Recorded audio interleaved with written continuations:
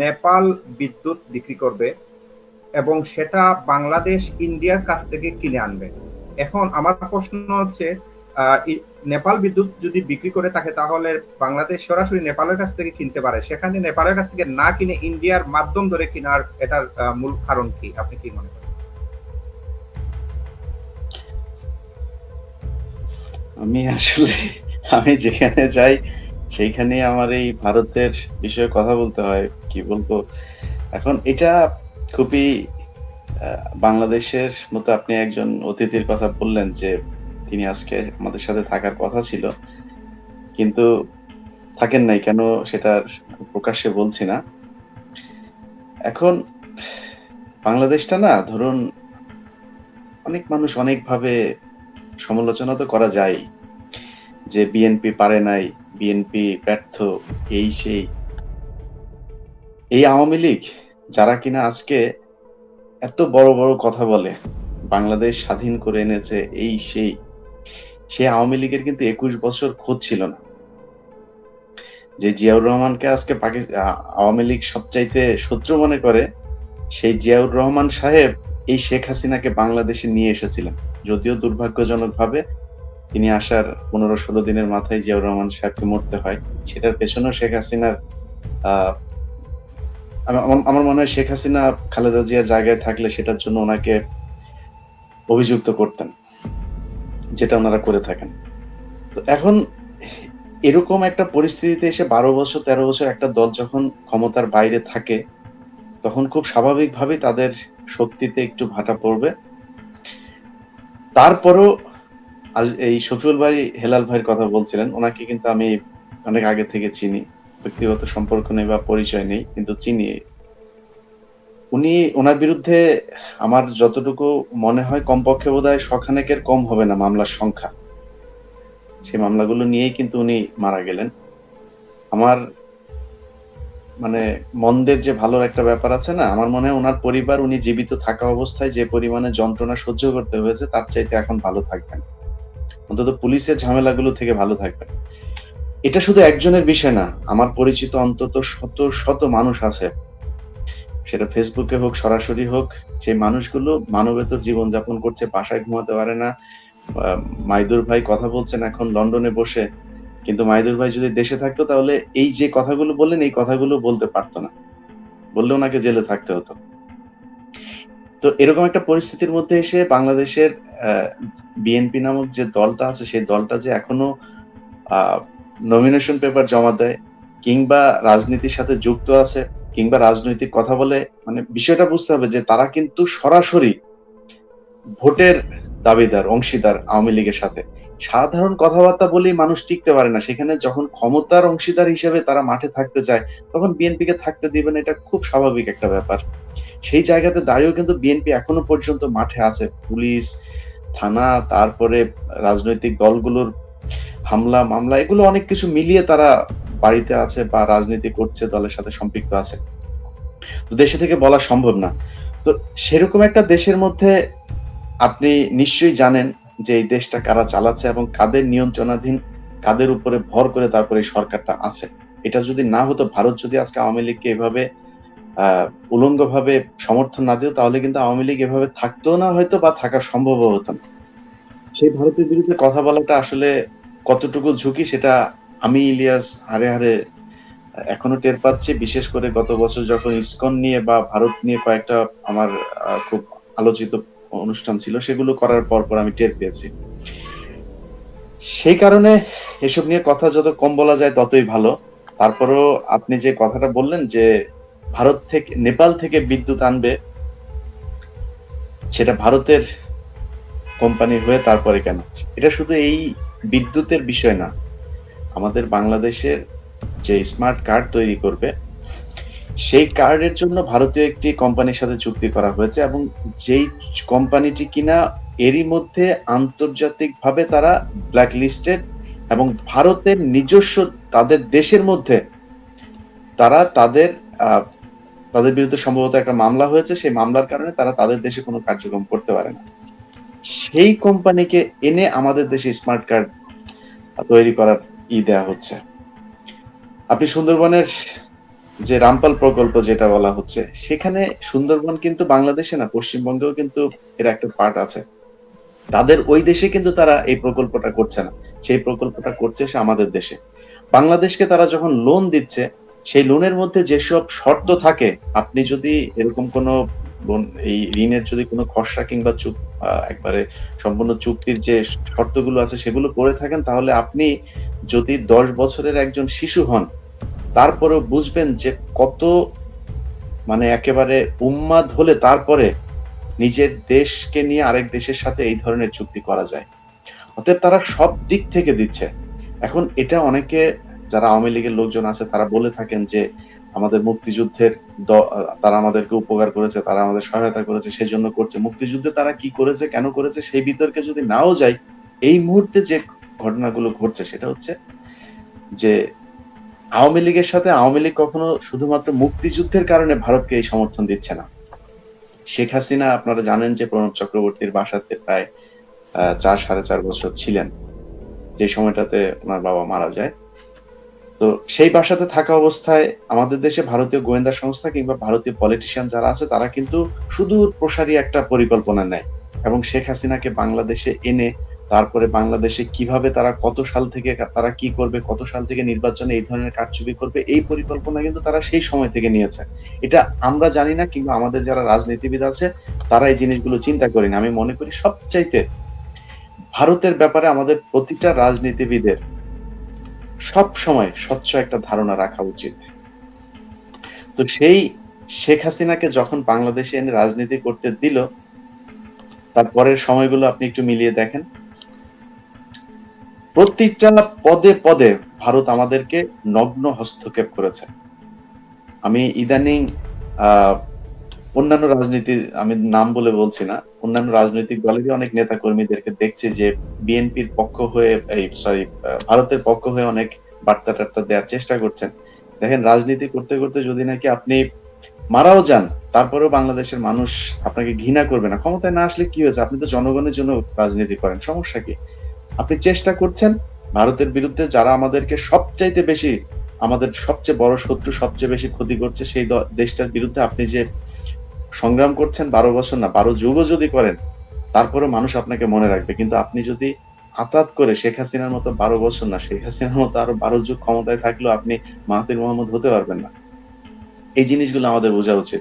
তো ভারতের যে কথাটা আপনি যে প্রশ্ন করেছেন, সেই প্রশ্নে শেখ হাসিনা ধরুন যদি নাকি আজকে ক্ষমতার জন্য, হয়তো ভারতও মনে করছে শেখ হাসিনা আমার খুব কাছের মানুষ, শেখ হাসিনা আমি যা চাই তাই দিচ্ছে, এটা কিন্তু ভারতের জন্য দিচ্ছে না, শেখ হাসিনা শুধু নিজের জন্য দিচ্ছে, নিজের ক্ষমতায় থাকতে চায়।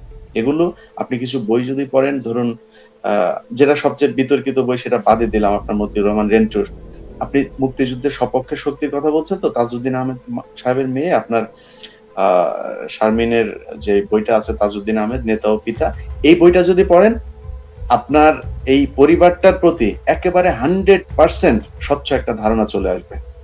এরা ক্ষমতার জন্য এমন কোনো কিছু নাই এরা করতে পারে না। আজ থেকে যদি মনে করুন যে 1 মাস পরে, গতকালকে ক্যাবিনেটে আপনি দেখেছেন যে নেপালে বৌদ্ধ মন্দির স্থাপিত হবে, সেটার জন্য ক্যাবিনেটে বিল পাস হয়েছে। আমার মনে হয় আপনারা জানেন যে একনেকে এটা পাস হয়েছে। এখন এগুলো সবকিছুরই কিন্তু গুরুত্ব আছে। হতে পারে সেটা দর কষাকষির জন্য শেখ হাসিনা এগুলো করছে, একবার ইমরান খানের সাথে ফোনে কথা বলছে, এদিকে ভারতের যে রাষ্ট্রদূত আছে তাকে 3 মাস ধরে শেখ হাসিনা সাক্ষাৎ দিচ্ছে না, নেপালে এই যে প্রকল্প করা, এগুলো সবকিছুই না, হতে পারে সে ওইদিকে ডাইভার্ট হচ্ছে, আবার হতে পারে ভারতের সাথে দর কষাকষি করছে যে ভারত যাতে তাকে আরো বেশি যে গত বছর আপনারা দেখেছেন যে ভারতে যখন শেখ হাসিনা গিয়েছে, তাকে একজন একেবারে শেষ ক্যাটাগরির একজন এমপিকে দিয়ে রিসিভ করানো হয়েছে। সেটা সেই জায়গাটা থেকে একটু উপরে উঠতে চায় ভারতের কাছে শেখ হাসিনা, যেহেতু একটা সুযোগ পেয়েছে। তো ওনাদের দিয়ে সবকিছু সম্ভব।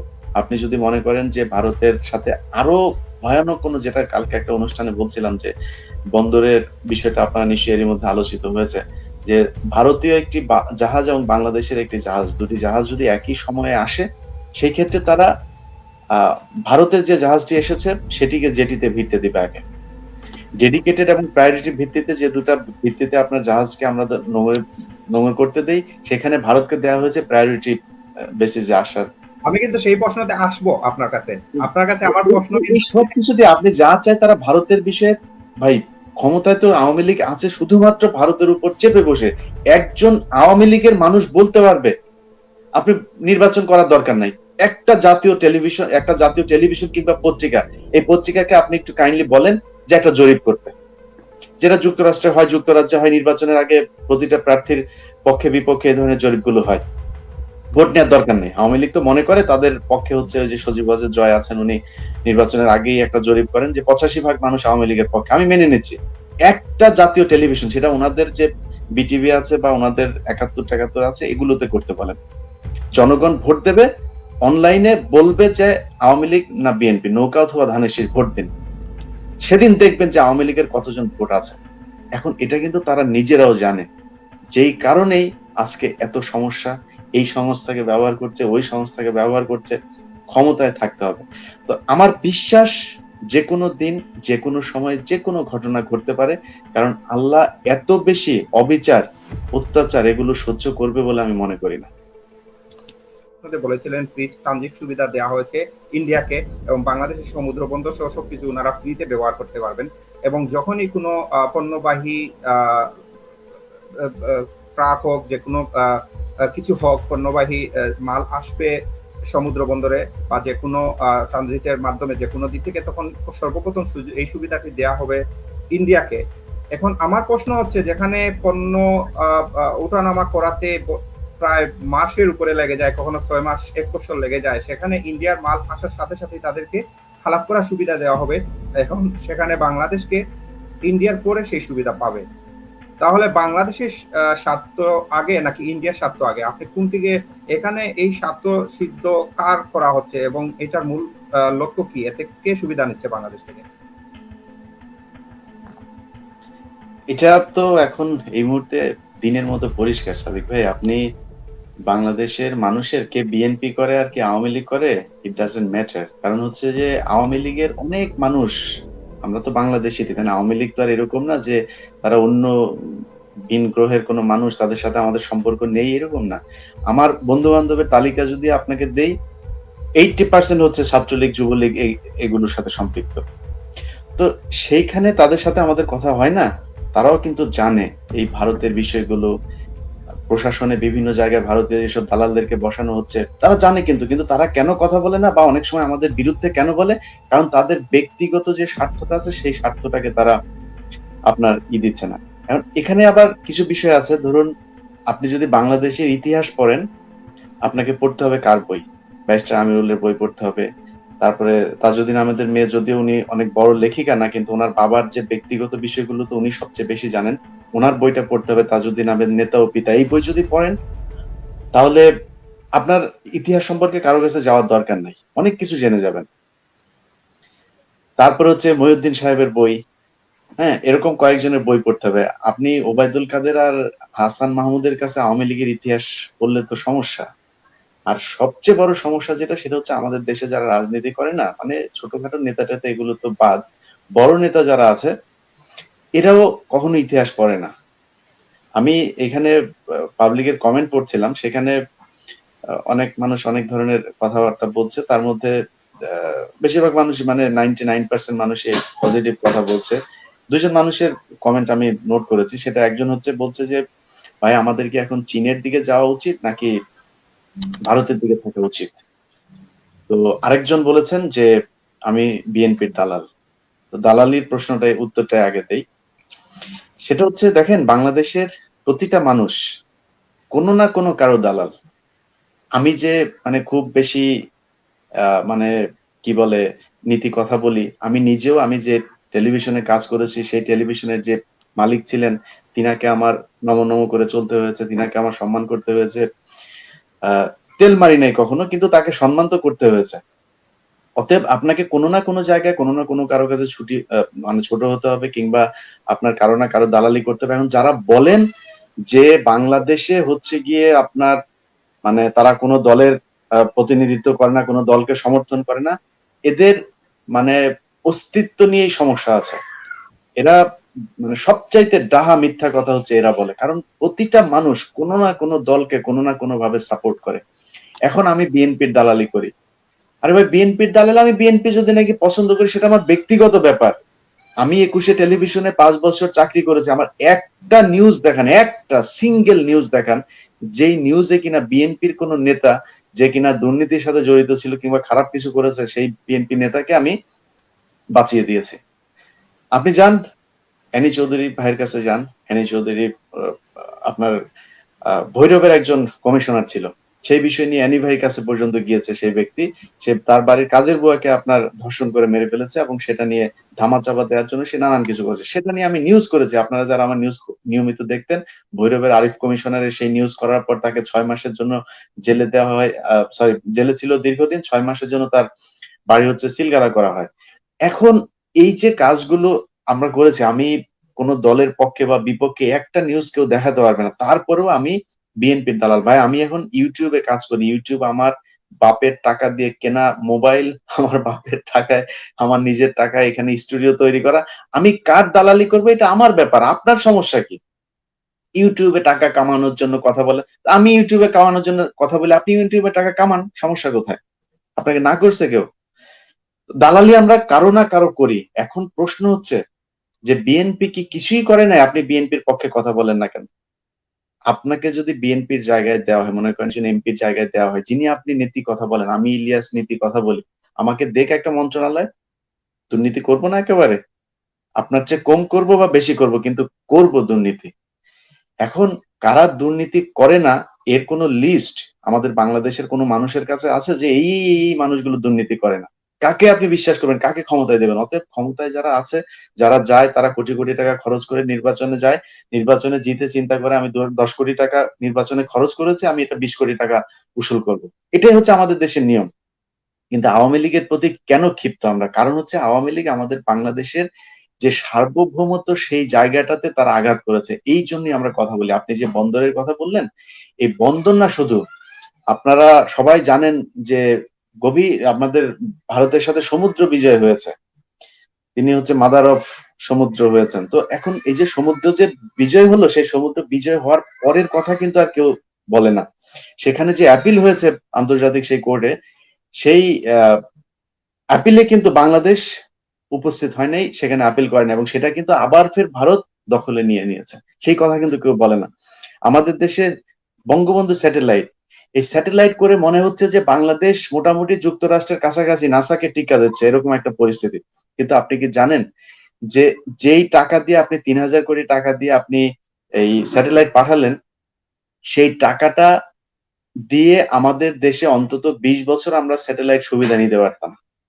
তো আমার দরকার কি যেটা নিয়ে যদি নাকি এরকম হতো যে হ্যাঁ আমাদের বুয়েট থেকে পাঠানো হচ্ছে, আমাদের ঢাকা বিশ্ববিদ্যালয়ের কোনো গবেষণা কেন্দ্র থেকে পাঠানো হচ্ছে, ঠিক আছে, সেটার মেরামতের দায়িত্ব হচ্ছে রাশিয়ার, সেটার চুক্তি হচ্ছে আমেরিকায়।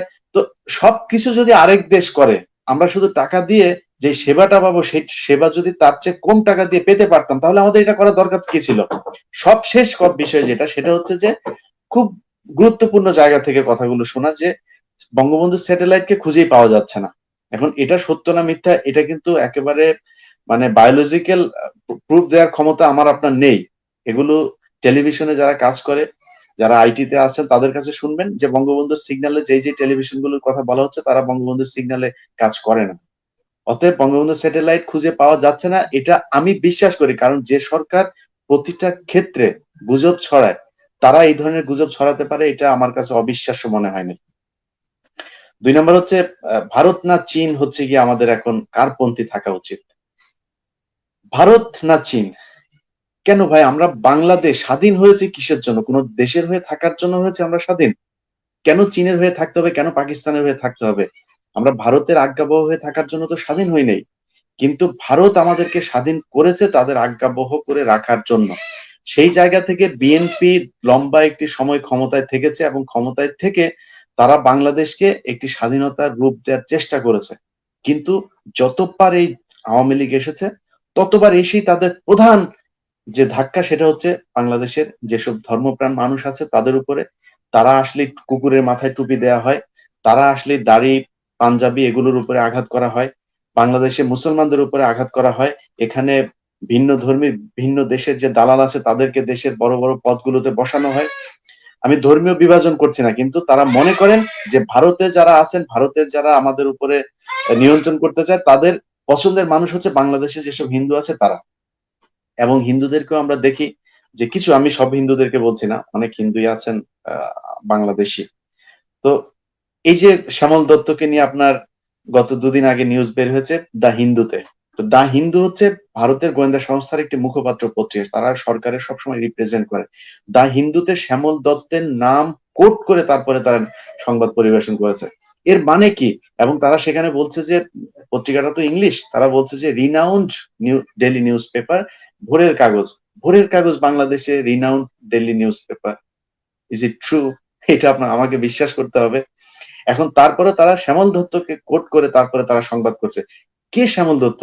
মুন্নি সাহা শেখ হাসিনার অফিসে গিয়ে শেখ হাসিনার কথা গোপনে রেকর্ড করতে গিয়েছে, যে কারণে আজকে প্রায় 6 মাসের বেশি সময় ধরে মুন্নি সাহার এসএসএফ নাই, পাস নাই, যে কারণে সে গণভবন বঙ্গভবন কোথাও ঢুকতে পারে না। তো এগুলো আপনাদের বুঝতে হবে যে এই যাদেরকে আপনারা নিজেদের লোক মনে করছেন, তারা আপনাদের লোক না, তারা ভারতের লোক।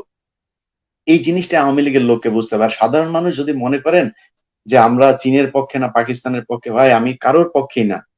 এই সেই চীন, যেই চীনে কিনা লক্ষ লক্ষ মুসলমানকে নামাজ পড়তে দেওয়া হয় না, তাদের নারীদের ভ্রূণ নষ্ট করা হয়, তাদেরকে আপনার কি বলে কোরআন শরীফ পড়তে দেওয়া হয় না। চীনে রাষ্ট্রীয়ভাবে কোরআন শরীফকে সংশোধন করে তারপরে তারা প্রচার করার চেষ্টা করছে। সেই চীনের পক্ষে আমরা কথা বলবো, কিন্তু এখন আমি আমার আরেক মুসলমান ভাইয়ের তাকে মারছে, সেটার প্রতিশোধ নিব, তাদের পাশে গিয়ে দাঁড়াবো, না আমার নিজের পিঠ আগে বাঁচাবো? আপনি বলেন। কারণ আমরা তো, আমাকে বাঁচাতে হবে আগে, আমিও তো মুসলমান, আমার দেশের মানুষগুলো তো মুসলমান, আমাদেরকে মেরে ফেলছে, আমাদের ধর্মীয় যে আহ, আহ, যে আচার অনুষ্ঠান আছে সেগুলো প্রকাশে বাধা দিচ্ছে, পিলখানার ভেতরে কুরবানি করা নিষিদ্ধ করেছে, কারা করেছে এগুলো? এই জিনিসগুলোর কারণে আমরা এখন নিজেদেরকে বাঁচাতে চাই, যে কারণে আমি বারবার বলি যে বাংলাদেশে কে দেশপ্রেমিক সেটার ডেফিনেশন হচ্ছে কে কত বেশি ভারত বিরোধী, সেই হচ্ছে তত ভালো দেশপ্রেমিক। আর চীন, পাকিস্তান, তার চাইতেও যদি আমার কোনো শত্রু থাকে, সবচেয়ে শত্রু কোনো দেশও যদি থাকে, তারাও যদি আজকে আমাদের পাশে এসে দাঁড়ায়, ভারতের হাত থেকে বাঁচার জন্য আমাদের তাদের সাথে হাত মেলানো উচিত। এই কারণেই চীনের পাশে আমাদের থাকতে হবে।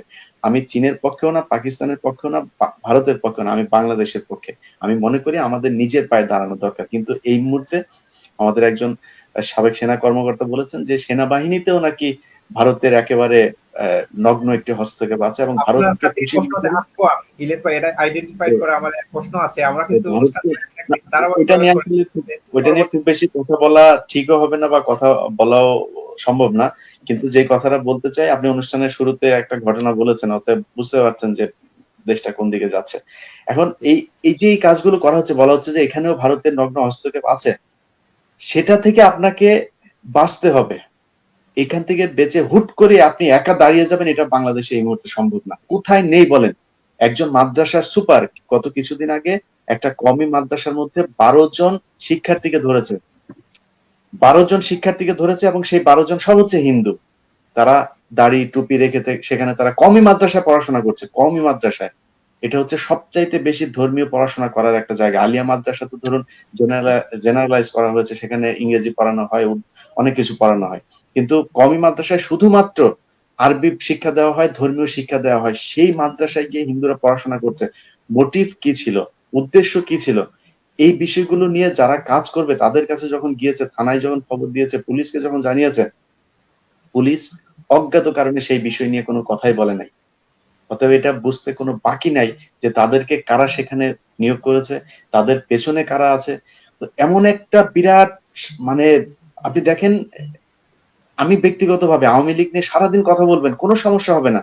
যখন আপনি ইন্ডিয়ার বিরুদ্ধে কথা বলবেন, নানান ধরনের চাপ। আমি ইলিয়াস, আমি কোন জায়গায় দাঁড়িয়ে কথা বলছি সেটা আমি জানি।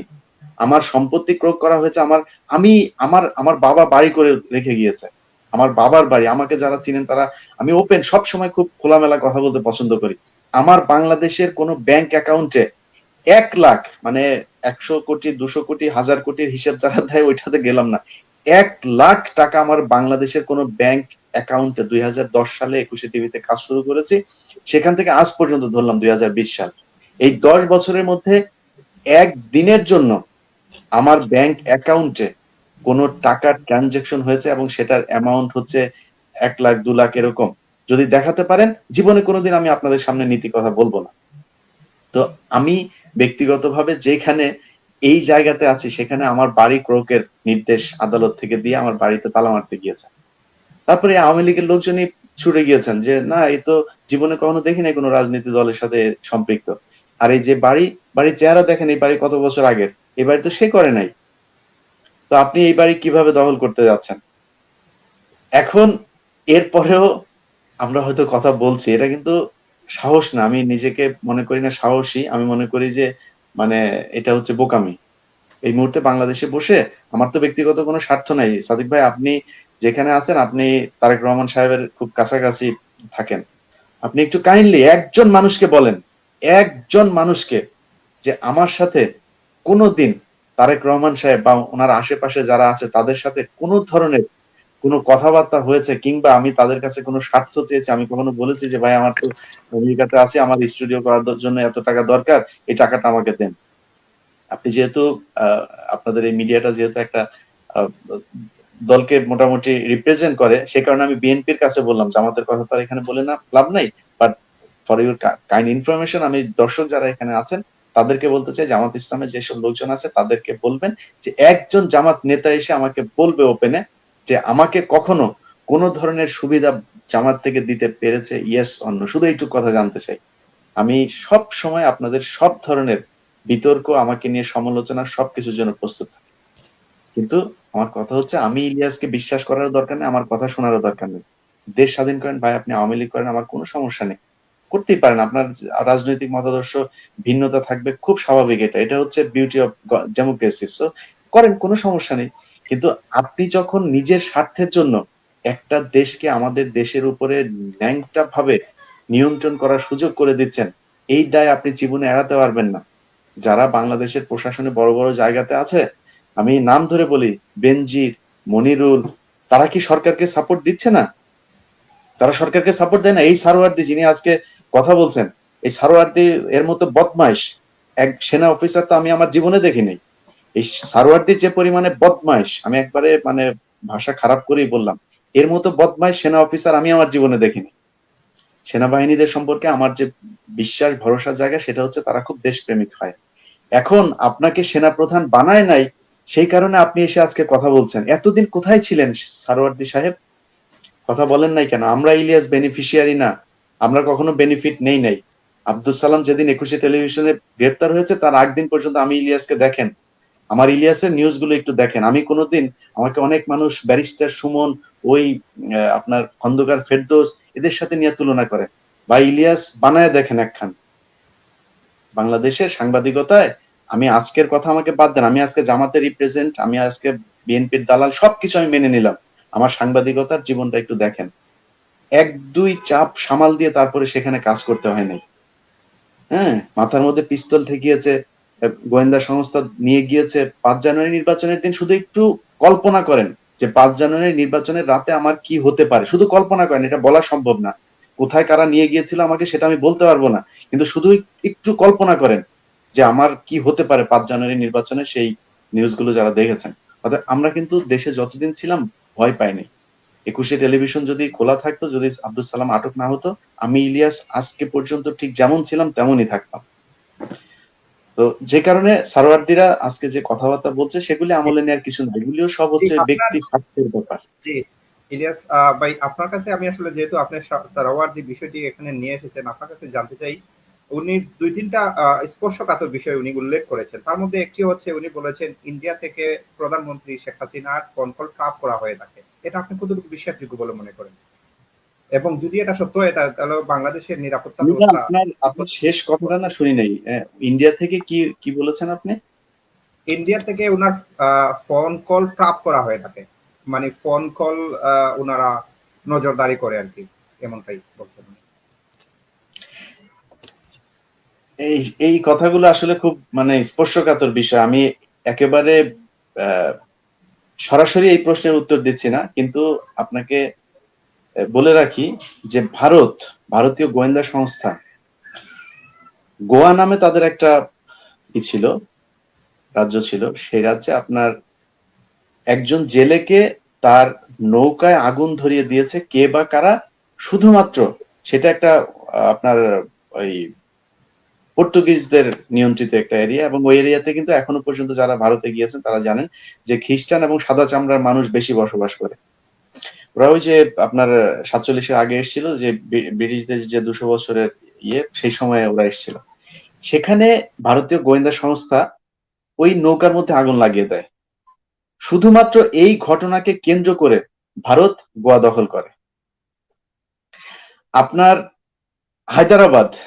হায়দ্রাবাদে তখন নিজাম ছিলেন, যিনি নিজাম বলতে আমাদের যেমন রাজা প্রধানমন্ত্রী বলা হয়, ওনাদের ওইটাকে বলা হতো নিজাম। তো ওই নিজাম যিনি ছিলেন তিনি মুসলমান।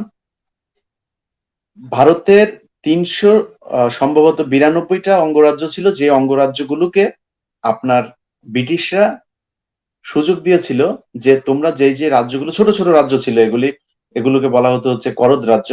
অর্থাৎ তারা ব্রিটিশদেরকে কর দিত, কিন্তু ব্রিটিশদের অধীনে আপনার আহ মানে শাসন তাদের নিয়ন্ত্রণে ছিল না, তাদের আলাদা রাজা ছিল, তারা ওইভাবেই করতো, কিন্তু ব্রিটিশদেরকে তারা কর দিত। এখন সেই রাজ্যগুলো কি হবে 47-এ যখন দেশ হচ্ছে, ভারত পাকিস্তান ভাগাভাগি হচ্ছে, সেই সময় কি হবে? তখন ব্রিটিশরা ওই রাজ্যগুলোকে বলল যে তোমরা যদি চাও ভারতের সাথে যুক্ত হতে পারো, তোমরা যদি চাও পাকিস্তানের সাথে যুক্ত হতে পারো, অথবা তোমরা চাইলে আলাদা থাকতে পারো। এই রাজ্যগুলোর মধ্যে যে কটা রাজ্য আপনার আলাদা ছিল তার মধ্যে হায়দ্রাবাদ, জুনাগড়, গোয়া, সিকিম, আরো আরো কয়েকটা রাজ্য, আমি এই মুহূর্তে মনে পড়ছে না সবগুলো রাজ্যের নাম। এই হায়দ্রাবাদ দখল করে কিভাবে দেখেন, তাদের এখানে গিয়ে গোয়েন্দা সংস্থার লোকজন কদিন পর পরই হিন্দুদেরকে মারা শুরু করেছে, এবং নিজাম চিন্তা করলো কি কারণে মরছে হিন্দুরা। তারা একটা তদন্ত কমিটি করলো, কমিটি করার পর সেখানে দেখা গেল ভারতের গোয়েন্দা সংস্থা এগুলো করছে, এবং সেটার সাথে সেই নিজামের যে মন্ত্রী পরিষদ ছিল, সেই মন্ত্রী পরিষদের মধ্যে কেউ কেউ জড়িত, এবং তাদেরকে ফাঁসি দেওয়া হলো। 10 জন বা 11 জনকে ফাঁসি দেওয়া হয়েছিল। এটাকে ভারত বলল সেখানে হিন্দুদের গণহত্যা করা হচ্ছে। এখন হায়দ্রাবাদের কিন্তু আপনার চারিদিকে হচ্ছে ভারত, সেটা দখল করতে তাদের 8 দিন সময় লেগেছে। 8 দিন নিজাম হচ্ছে আপনার যুদ্ধ করেছে তাদের সাথে, 8 দিন পরে আর পারে নাই। এবং এই হায়দ্রাবাদ কিন্তু আপনি শুনলে আশ্চর্য হবেন যে মূল ভারতে আপনার যে এই বিমান চলাচল, এর আগে কিন্তু হায়দ্রাবাদে বিমান চলাচল শুরু হয়েছে, এবং ওই সময়ের পৃথিবীর মধ্যে সবচাইতে ধনী রাষ্ট্রগুলোর মধ্যে একটা ছিল হচ্ছে এই হায়দ্রাবাদ। আপনি নিশ্চয়ই এই ইতিহাসগুলো জানেন। তো দর্শকদের জন্য তারপরে বলে রাখি যে সে হায়দ্রাবাদকে দখল করতে 8 দিন সময় লেগেছে। আর সিকিম খুবই সাম্প্রতিক দখল করেছে ভারত, এবং সেটার খবর যদি নাকি আপনারা সেই ইতিহাস যদি জানেন, সেটার সাথে বাংলাদেশের বর্তমান প্রেক্ষাপট যদি মিলিয়ে দেখেন, একেবারে A to Z মিলে যাবে। কিন্তু তারপরেও আমি বিশ্বাস করি, যেহেতু এই মুহূর্তে আমরা আগে থেকে কিছু মানুষ ভারতের বিরুদ্ধে আমাদেরকে যেভাবে সোচ্চার করেছে, সেখানে আমাদের মাহমুদুর রহমান স্যার আছেন, আমাদের বিএনপির নেতারাও আছেন, অনেক রাজনৈতিক দলের নেতা আছে, বাম নেতারা আছেন, তারা ভারতের বিরুদ্ধে যেভাবে সোচ্চার হয়েছেন, সে কারণে হয়তো সেটা সম্ভব এই মুহূর্তে হবে না। আর পৃথিবীতে এখন আসলে মানচিত্র দখল করে কোনো দেশ দখল হয় না, এটা গত 50 বছরের মধ্যে এটা হয় নাই। সেই কারণে আমি মনে করি তারা প্রশাসনিকভাবে আমাদেরকে দখল করবে। এখন যেসব মানুষগুলো আমাদেরকে করেন, এই মিয়া ইলিয়াস আপনি তো বলেন ভারত আমাদের দখল করে নেবে, কই নিয়েছে, এই সেই। ভাই তার মানে আপনারা কি মনে করেন যে আপনাকে ঘর থেকে এসে দখল করে নেবে, আপনি আমার দখলে আছেন, এগুলো বলতে হবে? আর কি চান বলেন? সিলেটের আম্বর শাহ মসজিদের মধ্যে একজন ইমামকে খুন করা হলো শুধুমাত্র সে মসজিদের যে আলোচনা, সেই আলোচনার মধ্যে ইসকনের বিরুদ্ধে কথা বললো। ওই দিন রাতে তার লাশ ঝুলছে মসজিদের ভেতরে, বিচার হয়েছে, এখন পর্যন্ত হয় নাই। আর কি চান আপনি? বাংলা একাডেমিতে ইসলামিক কোন আপনার প্রকাশনী সেখানে স্টল দিতে পারে না। আর কি চান আপনি? আজকে কুরবানি নিয়ে কত ধরনের ষড়যন্ত্র হচ্ছে দেখুন, সরাসরি কুরবানির বিরুদ্ধে কথা বলছে। কুরবানির হাটগুলো কারা করতে দেয়নি? ঢাকা সিটি কর্পোরেশনের আপনার প্রধান প্রশাসনিক যে কর্মকর্তা আছে, তিনি একজন দাদা, সে দাদা করতে দেয় নাই। আপনি সব করছেন। বাংলাদেশের চিত্র যদি আপনি এখন শুধুমাত্র একজনকে বলবেন যে সে গুলিস্তান কিংবা কোনো একটা জায়গার মধ্যে গিয়ে ক্যামেরা ধরবে, আপনি একটু চিত্রটা দেখবেন, সেখানে করোনার কোনো অস্তিত্ব আছে কিনা এটা আপনার বুঝতে অনেকক্ষণ সময় লাগবে। সেই দেশে কুরবানির হাট হলে সমস্যাটা কি হতো? সব হচ্ছে, কুরবানির হাট কেন হচ্ছে না? সব হচ্ছে, মাদ্রাসা কেন বন্ধ, মসজিদ কেন বন্ধ? এগুলির জবাব আপনাকে খুঁজতে হবে। এই জবাবগুলি যদি আপনি জানেন না, তাহলে শেখ হাসিনার ফোন ট্র্যাক করা হয় কিনা এটার জবাব খুঁজতে আপনার খুব বেশি কষ্ট হবে না। শেখ হাসিনাকে ভারত মানে এই ধরনের নিয়ন্ত্রণ করবে না, এটা আপনি কল্পনা করলেন কিভাবে? কিভাবে আপনি কল্পনা করলেন? আমি খুব আশ্চর্য হচ্ছি এই মুহূর্তে যে পাকিস্তানের প্রধানমন্ত্রী কি আসলেই আপনার করছে কিনা, কি বলে আহ, বাংলাদেশের সাথে কোনো ধরনের লেয়াজু করছে কিনা, এবং বাংলাদেশের প্রধানমন্ত্রীর অবস্থানটা আসলে কি, এই জিনিসগুলো বুঝতে কিছুদিন মানে সময় লাগবে, কিন্তু আমার মনে হয় কিছু একটা ঘটছে। আদারওয়াইজ আপনার এই মুহূর্তে পাকিস্তানের প্রধানমন্ত্রী কখনো বাংলাদেশের প্রধানমন্ত্রীর সাথে কথা বলার সুযোগই পাবে না, যেই পরিস্থিতি চলছে, যে ধরনের আলোচনা সমালোচনা চলছে। অন্যদিকে ভারতের রাষ্ট্রদূত সেখানে দেখা করার সুযোগ পাচ্ছে না। তো এখন আমার মনে হয় কি, এখন যে বিষয়টা এখন আপনাদের করা দরকার, আপনারা তো লন্ডনে আছেন, তো লন্ডনের যারা বিএনপির থিঙ্ক ট্যাঙ্ক আছে, তারেক রহমান সহ অন্য যারা আছেন, আমি যদিও রাজনীতি নিয়ে অত ভালো বুঝি না, কিন্তু আমার পরামর্শ যেটা থাকবে একজন একেবারে সাধারণ মানুষ হিসাবে, যে শেখ হাসিনা 1986 সালে খালেদা জিয়া আজ পর্যন্ত কোনো ঘটনা নিয়ে কম্প্রোমাইজ করেছে এই ধরনের ইতিহাস আমার আমার জানা নাই, আমার অন্তত জানা নাই। সেখানে শেখ হাসিনা কিন্তু 1986 সালে নির্বাচনে এসেছেন। এরশাদ কি বলেছেন, যে ওবায়দুল কাদেরের একটা ইন্টারভিউ যদি আপনারা দেখে থাকেন, যেটা ডিজিএফআই ধরে নিয়ে গিয়েছিল আপনার 111-এর সময়, সেখানে ওবায়দুল কাদের নিজের মুখে বলেছে, শুধুমাত্র ওবায়দুল কাদের সার্চ দিয়ে আপনি একটু কাইন্ডলি ইউটিউবে দেখে নেবেন, সেখানে বলছেন যে খালেদা হাসিনাকে 10 কোটি টাকা দেওয়া হয়েছে। হাসিনাকে 10 কোটি টাকা দিয়েছেন কে? এরশাদ। কেন দিয়েছেন? এই নির্বাচনে আসার জন্য। একদম স্পষ্ট, আমি কোট আনকোট আপনাকে কথাগুলো বলছি। এটা ইউটিউবে আছে, আমি গতকালকেও দেখলাম ইউটিউবে এই বক্তব্যগুলো আছে, আমি যদিও সেগুলো ডাউনলোড করে রেখেছি। তো সেই বক্তব্যের মধ্যে শেখ হাসিনাকে 10 কোটি টাকা দিয়ে 86 নির্বাচনে নিয়ে আসলেন এরশাদ। কেন? প্রধান বিরোধী দল বানানোর জন্য। সেই শেখ হাসিনা ভারতকে সব ধরনের সুযোগ সুবিধা দিচ্ছে শুধুমাত্র ক্ষমতায় থাকার জন্য। আজকে পাকিস্তান কিংবা চীনের পন্থী, সেটা সেনাবাহিনী হোক বা বাংলাদেশের প্রশাসন হোক, যদি সেদিকে তাদের পন্থী মানুষের সংখ্যা বাড়ে এবং শেখ হাসিনা যে সেই সুযোগটাও নিবে না, এটা আমি বিশ্বাস করি না। আপনি দেখতে পারেন হয়তো 1 মাস পর 2 মাস পর ভারতের সাথে বাংলাদেশের সম্পর্ক খুব খারাপ অবস্থা, চীন এবং পাকিস্তানের সাথে খুবই ভালো সম্পর্ক, এবং চীনের পাকিস্তানের প্রধানমন্ত্রী বাংলাদেশ সফরেও চলে আসতে পারে। এটা দেখলেও আপনি খুব বেশি অবাক থাকবেন না, কারণ আওয়ামী লীগ এমন একটা মেশিন, সেই মেশিনের মধ্যে যদি আপনি কয়েকজন রাজাকার ঢুকাই দেন, ওদিক দিয়ে মুক্তিযোদ্ধা হয়ে বের হয়ে আসবে। বিএনপির যে সমস্যাগুলি এখন সমাধান করা উচিত, আমি মনে হয় আমি সময় বেশি নিয়ে নিচ্ছি, আমি তাহলে শেষে বলবো, আবার আপনি চাইলে অন্য অতিথিদেরকে সময় দিতে পারেন। না, আপনি বলেন, জি ঠিক আছে, আপনি বলেন। না, আমি আমি ছোট মানুষ, আমি মনে হয় বেশি নিয়ে নিচ্ছি। মাইদুর ভাই, তারপরে বাড়ি ভাই কি নাই আমাদের সাথে? হেলাল ভাই আছে আমাদের সাথে? উনি আসলে আমাদের কাছে দুঃখ প্রকাশ করেছেন, উনি বারবার চেষ্টা করছেন কিন্তু ওনার আচ্ছা, নেটওয়ার্ক খুবই সমস্যা নেওয়া থাকার যাচ্ছে, কারণে। বুঝতে পেরেছি, বুঝতে পেরেছি। ঠিক তো এখন সমান সমস্যা হচ্ছে আমাদের মাহিদ ভাইকে, উনি বারবার আসছেন যাচ্ছেন, এই অবস্থায় আমরা আছি আর কি। আচ্ছা, তো উনি আমি তাহলে আরেকটু বলি। এখন বিএনপি যে কথাগুলো বললাম, যে বিএনপি যারা নীতি নির্ধারণী পর্যায়ে আছেন, তাদের এই জায়গাটা এখন খেয়াল করা খুব জরুরি। কারণ শেখ হাসিনা এখনকার যে পরিস্থিতিটা চলছে, এই পরিস্থিতির ফল যদি শেখ হাসিনা নিজের ঘরে নিতে পারে, তাহলে আমরা আগামী মোটামুটি 50 বছরের জন্য আওয়ামী লীগের ঘাড়েই থাকতে হবে। কারণ চীনকেও যদি শেখ হাসিনা ব্যবহার করতে পারে, সেটা খুবই দুঃখজনক হবে। এখন বিএনপির, আমার এই জায়গায় কেন মানে কিছু সমালোচনা করি, আমার তো আসলে বিএনপির কাছ থেকে কিছু পাওয়ার নাই, চাওয়ার নাই, যে কারণে কিছু সমালোচনা, আমার যেটা বলার দরকার সেটা আমি বলবো, তারা আমাকে ভালো মনে করতে পারে করুক, খারাপ মনে করতে পারে করুক। আজকে 12 বছর বিএনপি ক্ষমতার বাইরে। বিএনপি রাজনৈতিকভাবে মাঠে থাকেনি যে তা না, থাকার চেষ্টা করেনি তাও না, থাকতে পারছে না কেন সেটা সবাই জানে। কারণ বন্দুক যখন ধরবে, তখন শেখ মুজিবের মৃত্যুর সময়ও মানুষ জানাজা দিতে যায় না। এত জনপ্রিয় মানুষ, তার মৃত্যুতেও কিন্তু মানুষ জানাজা দিতে যায় না। অতএব বন্দুক অনেক বড় একটা জিনিস। সেই বন্দুকের উপর দাঁড়িয়ে থেকেই কিন্তু শফিউল বাড়ি হেলালরা, এই বাবু ভাইরা আজকে মৃত্যুর আগ দিন পর্যন্ত রাজনীতি করে তারপরে গিয়েছেন, কম্প্রোমাইজ করেন নাই। 2-4 জন ওই শমশের মবিন চৌধুরী আর এনাম আহমেদ চৌধুরীদের মতো, ওনাদের মতো 2-4টা আহ মানে মির্জাফর দলে থাকবে, সব দলে থাকবে, এটা খুব স্বাভাবিক ব্যাপার।